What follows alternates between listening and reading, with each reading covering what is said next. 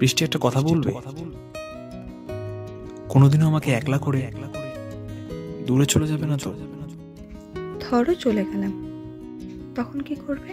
জানি না, তখন হয়তো আর বেঁচে থাকতে পারবো না, মরে যাব।